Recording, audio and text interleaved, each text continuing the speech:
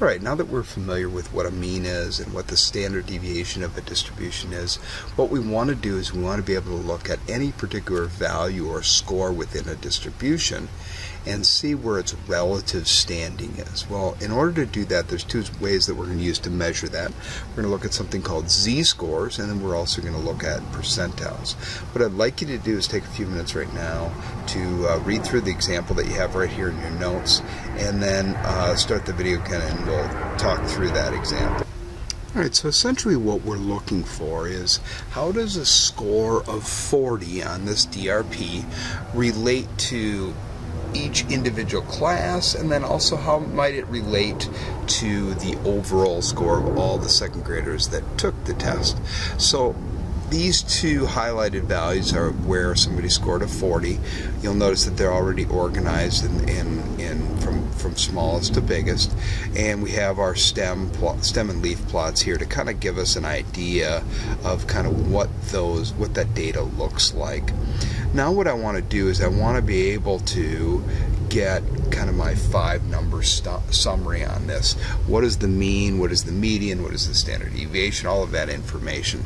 So what I'd like to do is I'd like you to go to your calculator, enter this data in your calculator for both Miss Apple's class and Mr. B's class, and then you can copy them also into one giant set of data. So I have that over here. So here's Apple's class, here's B's class, and then this other class, this last one here, is kind of the combination of all three of them. Okay.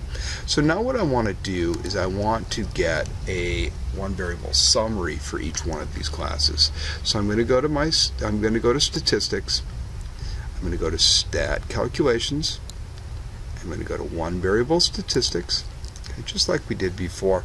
Now what I'm going to do is I'm going to actually go ahead, and I can do for any number of lists that I have. In this case I have 3 lists, so I want to do one variable summaries on all 3 of those lists. Okay, so I'm going to hit OK, and it's going to ask me, well, what lists are we talking about? Well, in the first list that would be class A. This one is class B. And I have some other stuff here because I was kind of playing around with this. And then finally, the third list is all classes. Okay? And we'll have the results start in column E. That's totally fine, so we can leave that just as it is. And if we hit OK on that, we have our one variable statistics on all 3 of those different lists. So you can see that here's my X bar value for Miss Apple's class, this is for Mr. B's class, and this is if I combine those 2 together. Okay, so we can see that here's our standard deviations for each of them, quartile 1, quartile 3, medians, etc. Okay, so you might want to take a few minutes now to fill in your table on your notes with that data before moving on with the video. Alright, so you should have data that looks something like this in your table. Make sure that that's correct and you were able to get those values from your one variable statistics for both Miss Apple's class and Mr. B's class. We're not going to worry about the total at this time. We'll talk a little bit more about that as we move on. Alright, so before we go on with anything else from this example, let's just take a pause right now and talk a little bit about what z-scores are. It's something that we're going to use quite a bit in this course to kind of help us with how we're going to look at different distributions and scores within distributions. And basically what a z-score is, it's a standardized value for any given number in the distribution, which we'll call x. And we call it a z-score. If x is an observation from a distribution that has a known mean and standard deviation, this is a standardized value of x. So basically what we're going to do is we're going to say, hey, how many standard deviations away from the mean is this particular value? So to find our z-score, what we do is we take any particular value. In our case, like in the data that we're going to look at, our x value is going to be 40. But we have any particular value, that's x. And then we're going to subtract from that value the mean of that distribution, and then we're going to divide it by the standard deviation of that distribution. Okay? what a z-score does is it tells us how many standard deviations away from the mean the original observations fall. So if we have a z-score of, say, 1.5, that means it's 1.5 standard deviations above the mean. Because if it's positive, it's going to be above. But if I have a z value of negative 1.5, that means it's 1.5 standard deviations below the mean. So that positive and negative thing is something that we have to pay attention to. Okay? Converting scores from their original values to standard deviation units, we call this process standardizing. Okay? An observation that is equal to the mean would have a score of 0. Alright, a second way of looking at the relative standing of a particular score or value within a distribution is by examining its percentile. Okay?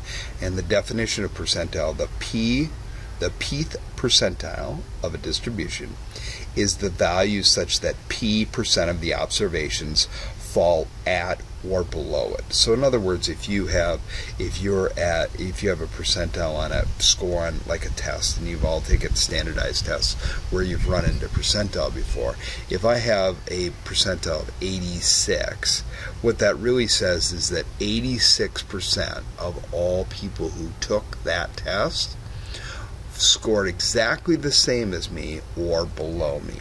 Okay? Now it's important to note that sometimes, especially a lot of times with these big tests, that it's not presented as at or below, but just below, in which case it would, if I said 86 percentile and we were using that definition of percentile, then it would be 86% scored below me, in which case that means that you could never actually score 100% on a particular test. So percentile is another way of looking at the relative standing of a particular score within a distribution. Alright, before we get back to the example that we started out with, there's one other concept that I want to have a quick discussion about, and that's Chebyshev's inequality, and that just says the following. In any distribution, the percent of observations falling within k standard deviations of the mean is at least, and that's key, at least. So it might be more than this, okay, but at least 100 times 1 minus 1 over k squared. So k is the number of standard deviations. So for instance, and by the way, this, notice how it's for any distribution. It doesn't have to be normal, it can be anything. So it could be skewed left, skewed right, bimodal,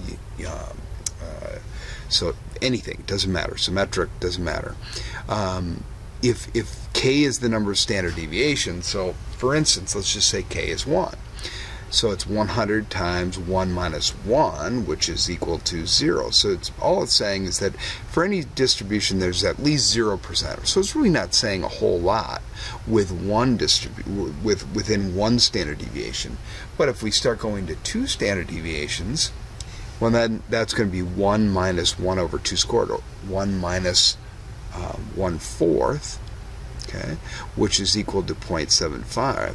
So that means 75% of all, in any distribution, 75% of the scores or values will be within 2 standard deviations of the mean.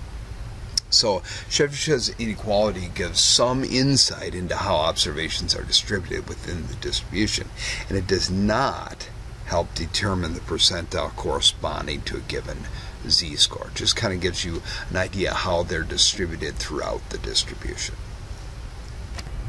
All right, let's go back to the data that we started this whole lesson with these DRP scores, and let's see if we can answer these example questions. So first of all, it says refer to the DRP scores, compare the z-scores of students who scored a 40 in Miss Apple and a 40 in Mr. P's class. Well, to get those values, basically all we're going to do is we're going to use the formula for a z-score, which is take the score that we're looking at, which in this case is 40, minus the mean score. For Miss Apple, that was 32.6, divided by the standard deviation, which is 11.6. If we do that, we end up with a score of approximately 0.64.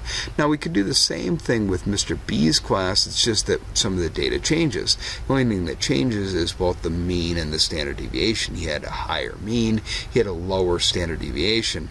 So you'll notice that in Mr. B's class, the score of 40 actually gives you a 0.24 standard deviation. So when I'm finding a z-score, I'm saying this is how many standard deviations I'm above or below the mean. So both of those scores would be above the mean for each of the individual classes. It's just more above the mean in Miss Apple's class than it is in Mr. B's class. All right, the next two questions just both deal with percentile. In the first one, we want to determine what a score of 52 would be in percentile-wise in Miss Apple's class. Well, there were 22 students in Miss Apple's class.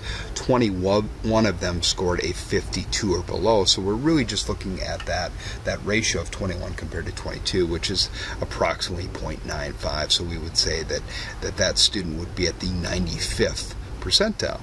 Now, if we move over to Mr. B's class and we're looking at the score of 15 and wondering where that would be, well, only one person scored at or below a 15.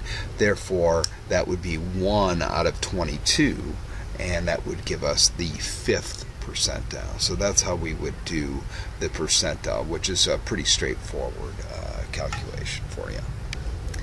That concludes this portion of the video. In the next video, what I'd like to do is I'd like to look at example number 4, where I'm going to look at how we can utilize some of the information that we put in the calculators at the beginning of this particular video to help us work with z-scores so we can get all of them. We don't have to do them individually, so we can really use that technology to help us. So when you're completed with the notes up to here, go ahead on to the next video.